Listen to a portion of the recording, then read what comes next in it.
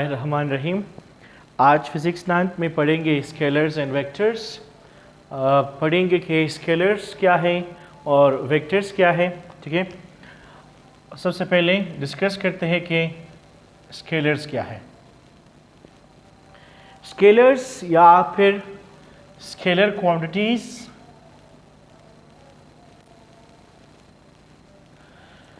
हमारे पास कुछ ऐसे क्वांटिटीज़ हैं कि जिनकी डिस्क्रिप्शन के लिए सिर्फ दो चीज़ों की ज़रूरत पड़ती है, एक मैग्नीट्यूड और एक यूनिट। तो ऐसी क्वांटिटीज़ जिनकी डिस्क्रिप्शन के लिए, बात जिस पे मैं लफ्ज़ एम्फेसाइज कर रहा हूँ वो क्या है कि डिस्क्रिप्शन। अगर ऐसी क्वांटिटीज़ जिनको हम उनके मैग्नीट्यूड और यूनिट के ज़रिए से कंप्लीटली डिस्क्राइब कर सके, ऐसी क्वांटिटीज़ को हम लोग कहते हैं क्या, स्केलर क्वांटिटीज़। जैसे क्या, जैसे मास।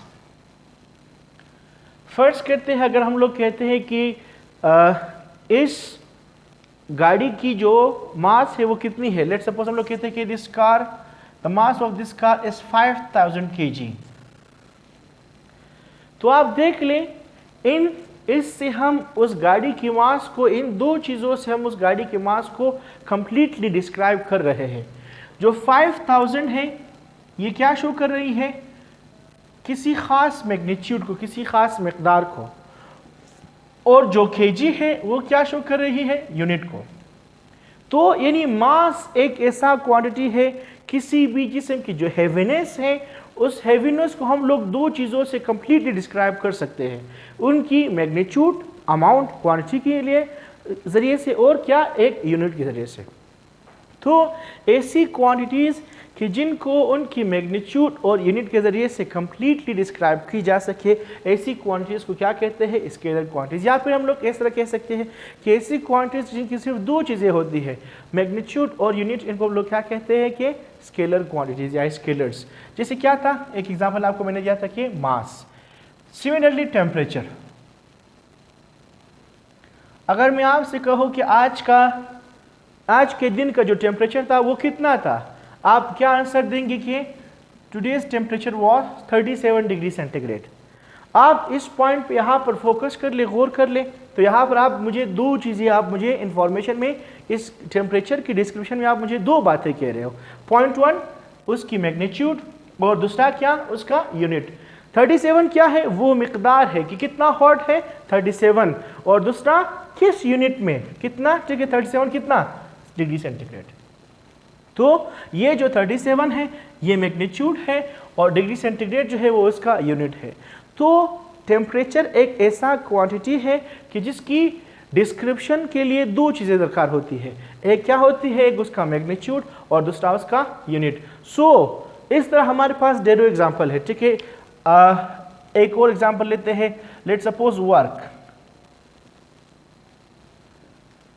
मैंने, ठीक है, लेट्स सपोज अगर मेरे पास एक डेस्क हो, मैं इस डेस्क को धक्का दूं तो मैं क्या कहूँगा कि मैंने इस डेस्क पे कितना वर्क किया, लेट्स सपोज 50 जॉल।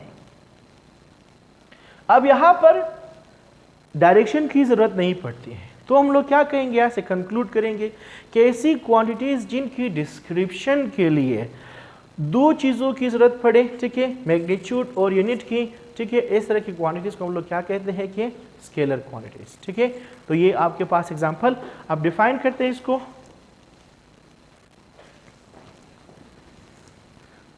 कैसे डिफाइन करेंगे कि द क्वांटिटीज विच नीड्स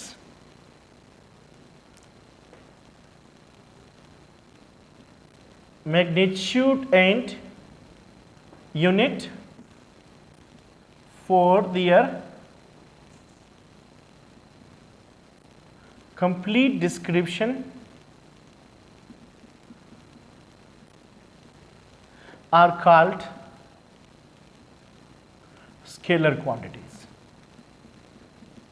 ऐसी क्वांटिटीज के जिनकी कंप्लीट डिस्क्रिप्शन के लिए मैग्नीट्यूड और यूनिट की जरूरत पड़े, ऐसी क्वांटिटीज को लोग क्या कहते हैं, स्केलर क्वांटिटी। एग्जांपल क्या है हमारे पास, मास, क्या, टेम्परेचर,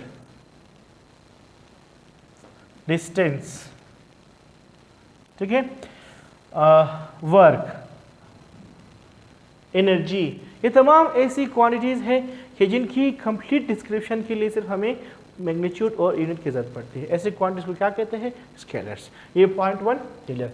अब आते हैं पॉइंट 2 की तरफ। दूसरा हमारे पास क्या है? वो है वेक्टर्स।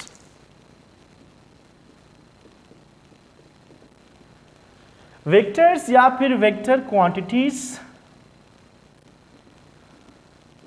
हमारे पास बाज ऐसी क्वांटिटीज है कि जिनको डिस्क्राइब करने के लिए मैग्नीट्यूड और यूनिट के साथ साथ डायरेक्शन की भी ज़रूरत पड़ती है। ठीक है, यानी उनकी कंप्लीट डिस्क्रिप्शन के लिए हमें 3 चीज़ों की ज़रूरत पड़ती है, मैग्नीट्यूड, यूनिट और डायरेक्शन। लेट सपोज क्या? Let suppose force. अगर मेरे पास ये एक ब्लॉक हो, मैं आपसे कहूँ कि आप इस पर 10 न्यूटन फोर्स अप्लाई करें, आप इस ब्लॉक पे 10 न्यूटन फोर्स अप्लाई करें, तो यहाँ पर जो 10 है वो क्या है? उस फोर्स की मैग्नीट्यूड है, मिकदार है। न्यूटन क्या है? उसकी यूनिट है। लेकिन आप लेट सपोज आपने अभी फोर्स अप्लाई किया ना, तो आपने क्या कहा? सॉरी, किस तरफ? अब यहाँ पर मैं 10 न्यूटन फोर्स अप्लाई करूँ, ये क्या है? एक एम्बिगुअस वर्ड है। मैंने आपके लिए कंप्लीटली डिस्क्राइब नहीं किया है आपके कितना फोर्स अप्लाई करो। आप फोर्स अप्लाई करने यहाँ पर आए, तो आपने कहा वेट, किस तरफ अप्लाई करें इसके ऊपर?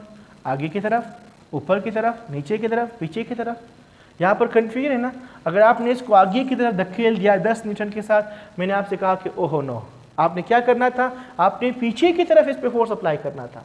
भी आपकी गलती नहीं कि आपने 10 न्यूटन फोर्स पे आगे की तरफ अप्लाई की, ये मेरी गलती है क्योंकि मैं नहीं समझता था कि फोर्स एक वेक्टर क्वांटिटी है और वेक्टर क्वांटिटीज़ की डिस्क्रिप्शन के लिए 3 चीज़ों की ज़रूरत पड़ती है, मैग्नीट्यूड, यूनिट एंड डायरेक्शन। अगर मैं अब ये कंप्लीटली कब डिस्क्राइब होगा फोर्स? अगर मैं आपसे कहूँ कि मैं आप इस ब्लॉक पर 10 न्यूटन फोर्स फॉरवर्ड अप्लाई करो, तब मैं क्या कर रहा हूँ? अपनी फोर्स को कंप्लीटली डिस्क्राइब कर रहा हूँ।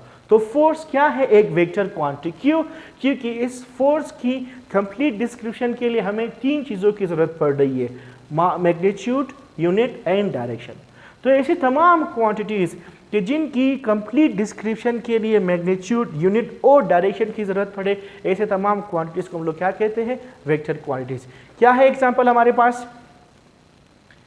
फर्स्ट ऑफ ऑल तो फोर्स, डिस्प्लेसमेंट, वेलोसिटी, ठीक है, एक्सेलरेशन, मोमेंटम,